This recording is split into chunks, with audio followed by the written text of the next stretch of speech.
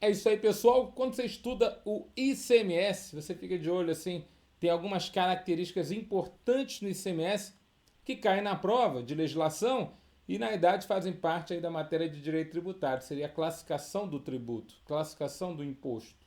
Então a gente tem algumas características como poder ser seletivo, ser não cumulativo, ser proporcional, né? Ser um imposto real que leve em consideração a coisa, a res, ser um tributo indireto. Tudo isso acaba sendo importante para você começar a estudar o nosso ICMS, sem nem ao menos a gente já ter entrado no profundo do imposto, mas de alguma forma você já vai conhecendo melhor esse tributo importantíssimo para estados e municípios. Lembrando que muitos municípios brasileiros se alimentam do repasse dos 25% do ICMS. A maior arrecadação de muitos municípios no Brasil é, muitas vezes, o repasse de ICMS para o município. Tá bom? Então vamos lá, vamos conhecer alguma dessas características? Vamos lá. Características, então, do ICMS.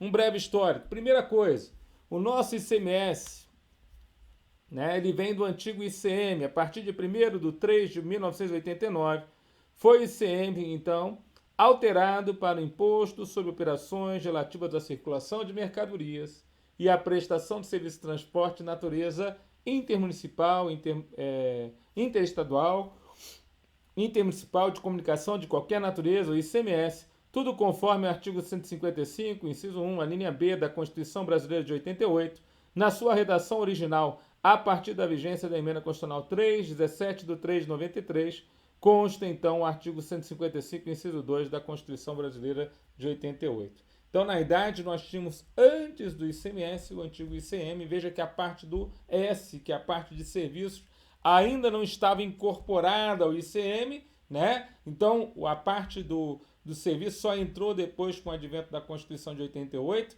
mas o ICMS é uma colcha de retalhos, é isso que eu posso falar para você. Ele é uma soma de diversos tributos que existiam na Constituição de 67.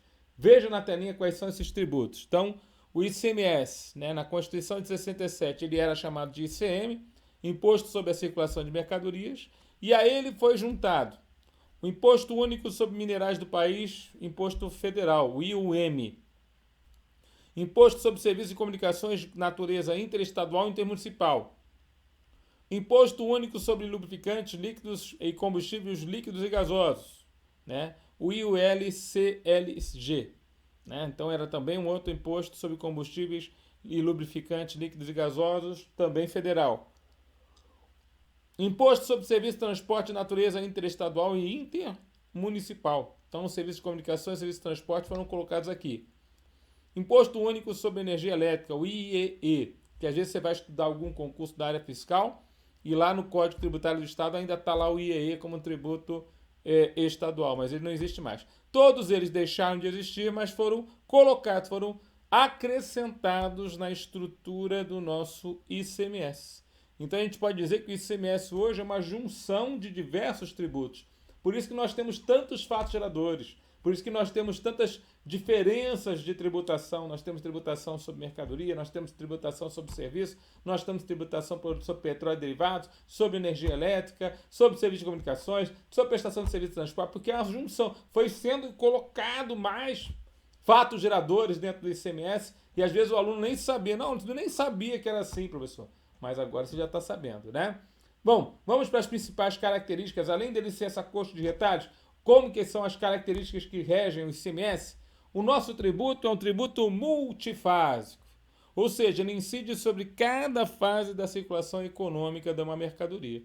Então, cada uma das fases da circulação econômica, então saiu da produção rural, passou pela indústria, foi para atacado, depois saiu para o varejo, até chegar ao consumidor final, nós dizemos que cada uma dessas saídas é uma fase da circulação econômica da mercadoria e é um fato gerador do nosso tributo. Então nós teríamos o fato gerador 1, fato gerador número 2 e assim por diante. Tá certo? Então nosso tributo é um tributo multifásico. Outra característica, o tributo é um tributo não cumulativo, admitindo-se em cada operação o abatimento ou a compensação do imposto de idêntica natureza cobrado na operação anterior. Então aqui a gente vai fazer um conceito rápido sobre duas informações importantes aqui para nós. Por quê, professor? Porque não é o montante pago. Já tinha que ter feito o conceito desse slidezinho, mas é até interessante a gente citar aqui para você. Não é o montante pago, mas sim o montante cobrado. Tem diferença disso, professor? Opa, tanto tem que eu vou botar aqui, ó, em vermelho aqui para você poder ver depois o que eu fiz aqui para você poder entender. E onde está abatimento, eu vou usar o termo que está na Constituição Federal. É a compensação. Tá certo? Então agora sim vai ficar legal e quem sabe faz ao vivo. A gente coloca aqui para você poder entender. Olha lá. Então, admitindo-se em cada operação a compensação, só ficou aqui, o artigo ficou, né, no singular aqui, aliás, é a compensação do imposto de natureza de idêntica natureza cobrado na operação anterior. O montante cobrado na operação anterior é o montante que está destacado na nota fiscal do remetente. Então, quem remete a mercadoria paga ICMS, porque a princípio ele vai fazer a sua apuração e vai pagar tributo. Mas isso não significa que é obrigatório que ele pague. Basta que ele simplesmente declare na sua nota fiscal, destaque o imposto na nota, que já vai dar direito ao crédito ao destinatário. O destinatário não pode ficar esperando se o cara vai pagar, se não vai pagar. Ele já fica, a princípio, simplesmente comprou mercadoria e, a princípio, tem lá um imposto destacado, ele vai ter direito a se creditar do imposto. Vocês entenderam? Então, essa é uma situação. Então, o montante cobrado na operação anterior é justamente... Então, quando a empresa A dá saída e ela tem uma nota fiscal e, a princípio, naquela nota fiscal nós temos o ICMS destacado, aquele ICMS está sendo cobrado. Então, a empresa B vai ter direito a se creditar justamente daquele imposto. E a não cumulatividade é justamente isso, né? O débito na saída de uma empresa vai gerar o crédito de ICMS na entrada da outra, e o débito número 1 da próxima saída vai poder abater do crédito da operação anterior. Então, essa é a não cumulatividade, né? Por exemplo, eu tinha lá R$1.000 de imposto aqui, né, no débito. Então, foi R$1.000 para a empresa B, no crédito. Aí saiu por 2.500. Na hora de, a princípio, fazer as contas, eu tenho razonete, 2.500 de débito da saída, R$1.000 de crédito na entrada, a diferença é R$1.500. Tudo bem, pessoal? Então, na verdade, esse exercício de débito e crédito, a gente vai falar mais adiante. Eu só estou falando isso aqui para você poder ter uma ideia do que acontece com o ICMS. Quem já conhece débito e crédito, já estudou para outro estado, ou está estudando há algum tempo, entendeu o que eu falei. Para você que não conhece, não entendi, professor, até é contrário da contabilidade, o mercadoria está saindo, está gerando débito, quando está saindo a conta devedora, na verdade, deveria ser um crédito. Pois é, o contrário da contabilidade. A contabilidade, ela dita de uma forma e aqui no caso da apuração do imposto é de outra forma, mas é importante que a gente venha conhecer, tá bom? Bom, então essa característica da não cumulatividade cai em prova, não é verdade, professor? Cai, olha lá, caiu na CESP, por exemplo. Com relação à apuração do ICMS e do Imposto sobre Serviços de Qualquer Natureza, julgue os itens a seguir. O ICMS é um tributo não cumulativo. Veja, é um tributo não cumulativo. Certo. Tá certinha a pergunta. Olha essa outra pergunta aqui, ó, caiu na prova da Cefaz Mato Grosso. O ICMS é não cumulativo. A respeito dessa assertiva, agora assinale a alternativa correta. Vou pegar um pouquinho mais pesado aqui, você me dá licença, mas para você ver que os avaliadores gostam de falar das características do ICMS na prova dos senhores. Então é muito interessante, independente de qual a banca, o pessoal gosta. E o que eles gostam, nós adoramos. É assim que funciona, né? Eles gostam, nós adoramos. Então, olha só, o ICMS é não cumulativo. A respeito dessa assertiva, assinale a alternativa correta. O princípio da não cumulatividade do ICMS autoriza a compensação, lembra, a compensação se abater do imposto pago anteriormente, do crédito de qualquer imposto. O problema aqui é que ele botou qualquer imposto. Que imposto que ele está falando aqui? Será que ele está falando outros impostos? Né? IPI, PIS/COFINS, o que é isso aqui? Né? PIS/COFINS não é imposto, mas IPI poderia estar aqui, né? Anteriormente cobrado nas operações que tenha resultado a entrada da mercadoria no estabelecimento. Calma, esse qualquer aí não ficou bom. É assegurado o crédito do ICMS incidente nas operações anteriores, ainda que as operações seguintes sejam isentas ou não tributadas. A gente vai ver isso aqui mais adiante, lá na Constituição Federal. Na Constituição Federal, o que acontece na saída interfere nos créditos da entrada. Então, se a saída for isenta ou não tributada, a Constituição Federal fala o seguinte: não dá direito a crédito nas saídas posteriores e nem permite o crédito da operação anterior. Quer dizer, nem nas posteriores, nem na anterior. Quando você dá uma saída isenta no tributado, isso ferra geral, né, a cadeia econômica do regime de débito e crédito. Então, na verdade, é assegurado o crédito, é justamente o contrário do que está previsto no artigo 155, parágrafo 2º, inciso 2. O contribuinte que aproveitar o ICMS devido para o Estado X em incidente sobre operação interestadual de bem para integrar o seu ativo permanente, apurado com base. Então, o contribuinte pode aproveitar o ICMS devido para o Estado X e incidente sobre operação interestadual de bem para integrar o seu ativo permanente, apurado com base na diferença entre a alíquota interestadual e a alíquota interna. Só vou guardar uma coisa aqui, que está muito cedo para falar sobre isso, mas só para você poder guardar. O que faz o consumidor final de uma mercadoria com crédito do ICMS?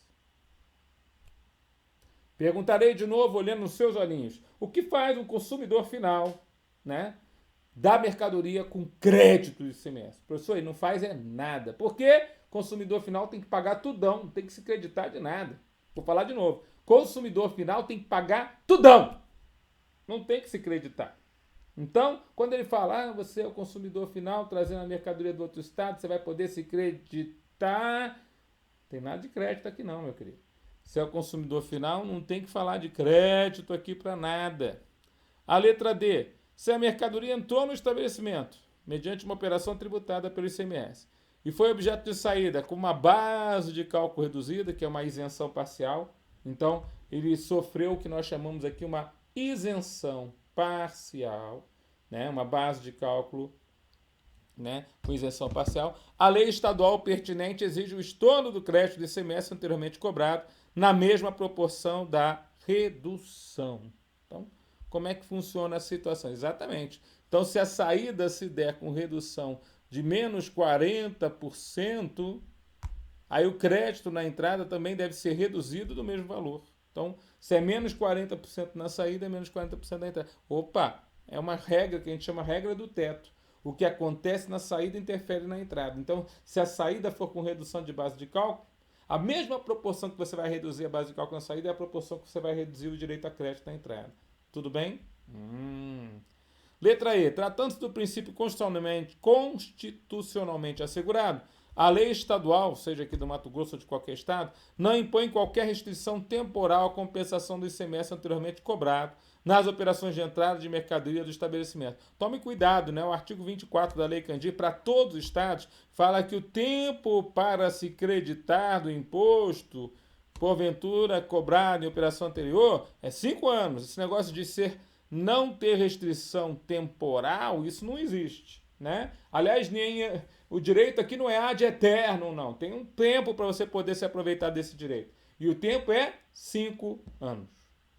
Fala de outra característica do nosso ICMS, professor Tudão. Característica número 3, que é a característica de ser um tributo proporcional. Ele não é progressivo, ou seja, ele aumenta conforme a base de cálculo aumenta. Ele tem uma alíquota fixa, veja lá.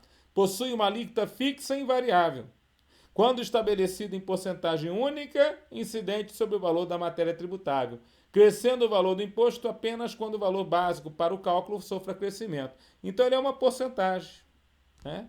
E aí, conforme a base de cálculo aumenta, ele é uma porcentagem, né? Por exemplo, a maioria dos estados tem lá 18%, 17% em cima da base de cálculo. Então, conforme a base de cálculo aumenta, aí o imposto vai aumentar. Conforme a base de cálculo diminui, então o imposto irá diminuir. Quer dizer, existe uma proporcionalidade. Dobrei a base de cálculo, dobrei o imposto. Dividi por 3 a base de cálculo, dividi por 3 o imposto. Isso é a proporcionalidade, tá certo? Outra característica do nosso ICMS. O nosso tributo ele é ad valorem. O que significa isso? A tributação é calculada em cada caso concreto, em função do valor da sua base de cálculo, mas ele apresenta uma única exceção que pode ser o ICMS monofásico sobre combustíveis, que aceita a alíquota específica. Então, a alíquota de valor é uma porcentagem, é uma parte sobre o todo. O que significa 18%? 18 partes em 100 de um produto são ICMS, né? De forma nominal, é isso que vale. 18 partes em 100 são ICMS. Não estou nem falando de que o ICMS é um tributo por dentro, que tem uma alíquota específica ali dentro daquela alíquota nominal, mas o importante é que a gente saiba que 18 partes em 100, em regra, é considerado, né, o nosso imposto, e isso é uma alíquota ad valorem, 18 partes em 100, ou 18%. Tudo bem? O tributo também é um tributo indireto. Outra característica interessante do nosso ICMS. Existe nesse tributo a ocorrência do fenômeno da repercussão. O contribuinte indicado na lei do tributo tem condições de repassar a carga tributária a uma terceira pessoa, que em regra é o consumidor final. Então a carga tributária cai sobre o contribuinte de direito, que o transfere para outro. O contribuinte de direito é figura diferente do contribuinte de fato. Assim temos o contribuinte de direito, que é a pessoa designada pela lei para pagar o imposto, e o contribuinte de fato, que é a pessoa que realmente suporta o ônus fiscal. Então, quando você vai no supermercado, vou botar a letra S aqui, e compra um pote de farinha, então o João foi lá comprar farinha, né, no supermercado. Beleza. Então o João é o quê? É o contribuinte de fato. Quando ele vai comprar farinha, dentro do preço da farinha tem ICMS. E o supermercado? É o contribuinte de direito.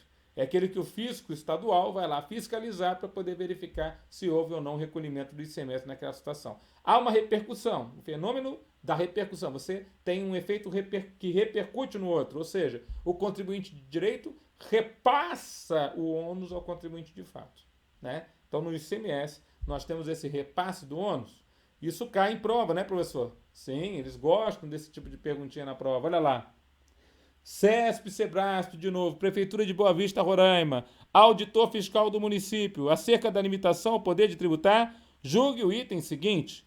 Por ser um tributo indireto, é autorizada a cobrança do ICMS pelas operações de circulação de mercadorias realizadas nas vendas dos terços fabricados pelos templos religiosos. Olha só que interessante essa questão. Então, veja, eu tenho aqui, ó, né, o templo de qualquer culto, e nós temos aqui, né, a venda para os fiéis. E aí o que acontece? Nós temos o templo, contribuinte de direito, os fiéis, contribuinte de fato. E aí nós temos venda de terços. Aqui é interessante o gabarito da SES, eu fiz de propósito, manter a questão aqui, para você ver que as bancas, às vezes, elas realmente vão na jurisprudência, e é uma prova para auditor fiscal, quer dizer, então, é uma prova no meio ali do todo, ali está lá caindo a jurisprudência. E o que acontece? Em regra, os tributos que estão, os impostos que estão sob a imunidade recíproca e a imunidade religiosa, são impostos sobre patrimônio, renda ou serviços. Então, o ICMS, por exemplo, estaria dentro da imunidade religiosa se estivesse sendo cobrado sobre o serviço prestado pelo templo, de caráter da sua finalidade essencial. Só que aqui, na realidade, caiu o quê? Caiu na prova venda de terço. Só que a venda de terço aqui, ela pode ser considerada amparada pela imunidade constitucional se nós formos pensar ali, ele vende o terço para usar para a finalidade essencial. E nós temos vários julgados a respeito dessa situação, né? Quando o templo, a princípio, se aproveita de algum tipo de outra operação, aí caiu na prova, né? Ele aproveita essa operação, né, com um terço para poder o quê? Para fomentar lá, né, mais atividade para os fiéis, mais serviços, né, que uma igreja pode prover aos fiéis. Então, foi isso que caiu na prova. Na realidade, o templo é o contribuinte de direito. É sobre ele que nós vamos verificar se há imunidade ou não. Se a jurisprudência aceita a imunidade, então, por ser um tributo indireto, é autorizada a cobrança, né, do ICMS pela operação de circulação de mercadoria realizada na venda do terço. Na verdade, a gabarito oficial dessa questão foi errado. Não seria autorizada a cobrança, porque é justamente no contribuinte de direito, aí vem lá a jurisprudência, é no contribuinte de direito que a gente vai verificar a imunidade, ou seja, é no templo e não na pessoa que vai arcar com o ônus. É no templo que eu vou verificar a imunidade. Se o templo é imune, então a princípio estaria amparado pela imunidade. Mas veja, tudo isso, muita jurisprudência aqui, né? Quer dizer, não é somente, às vezes cai nas provas, o aluno fica doido. Não, professor, caiu jurisprudência, não é possível. Mas a gente sabe que a jurisprudência às vezes caminha contrária ao que está escrito na Constituição ou aumentando um pouco mais do que aquilo que está escrito na Constituição. Mas a gente leva para a prova esse gabarito aqui, então é errado. Para fins desta questão, foi considerado que o templo não poderia ser cobrado, né, pelo ICMS na venda de terços, sendo ele contribuinte de direito e sendo a venda, por exemplo, relacionada à finalidade essencial do templo, alguma coisa nesse sentido. Tudo bem? Outra característica do nosso imposto. O nosso imposto é um imposto real, não leva em conta condições pessoais do contribuinte. O ICMS incide sobre a mercadoria, incide sobre o bem, incide sobre o serviço. Tem nada a ver com as pessoas, tá certo? Então, essa é uma característica interessante. Agora, tem uma outra característica que às vezes cai em prova, é que ele poderá ser seletivo. E a seletividade das suas alíquotas será feita em função da essencialidade do produto que está sendo vendido. Então, isso não é uma obrigatoriedade para o ICMS. Você vai ver que alguns estados até colocam nas suas leis, aqui o ICMS é seletivo. Mas aí a própria lei estadual que estabeleceu isso. A Constituição permite a facultatividade ao Estado de ser seletivo ou não. Vou falar de novo. Seletividade é a alíquota do imposto ser mais alta para produtos supérfluos, mais baixa para produtos essenciais. Quanto mais essencial, menor a alíquota. Quanto menos essencial, maior a alíquota. E assim a gente leva para a prova. Tudo bem? Continuando, né? Olha só que caiu na prova da Embasa, Sebrasp. Acerca do sistema tributário brasileiro, da sua estrutura, julgue o item seguinte. O ICMS, por incidir nas transações com mercadorias e serviços, é classificado como imposto indireto. Então é interessante, realmente. Muitos produtos e serviços, muitas mercadorias e serviços são tributados por tributos indiretos no país. PIS/COFINS é um tributo indireto, IPI é um imposto indireto e ICMS também. Seu caráter seletivo, né, e existe esse caráter seletivo, que é facultativo, mas ele existe, todavia, tende a amenizar a pior qualidade do que se reveste do ponto de vista da equidade. O que significa isso? Significa, primeiro, que o tributo, sendo indireto, né, o ônus vai sempre ir lá para o consumidor final. Mas se você, a princípio, atribui a seletividade, você vai tributar menos o ICMS. Por exemplo, na cesta básica. Pode ter até uma alíquota zero, né? Como tem lá no IPI. O IPI, a maioria dos produtos da cesta básica, tem alíquota zero em todo o Brasil. Então, é interessante isso. Quer dizer, essa informação foi considerada correta. É claro que se fosse na literalidade o seu caráter seletivo, alguém poderia pensar, não, mas ele poderá ser seletivo. Pisou na bola aqui o avaliador, né? Mas não coloca isso na cabeça, não.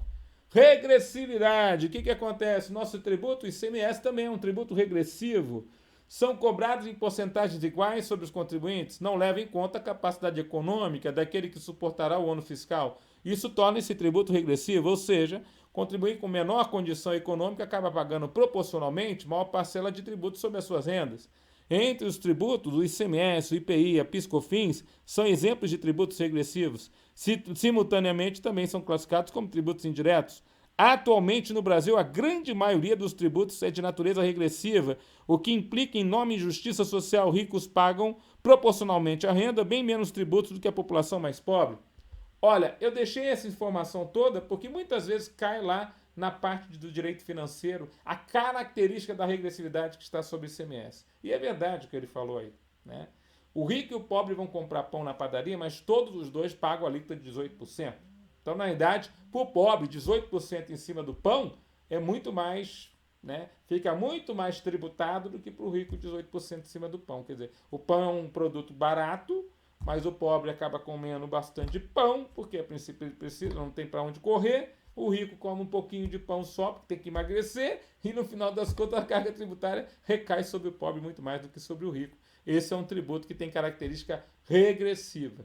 Outra característica importantíssima do nosso ICMS é a última de hoje, são 9 características que a gente trouxe aqui. O nosso ICMS é um tributo de função fiscal. O que é isso, professor? Ele é a função principal do nosso ICMS, é a arrecadação.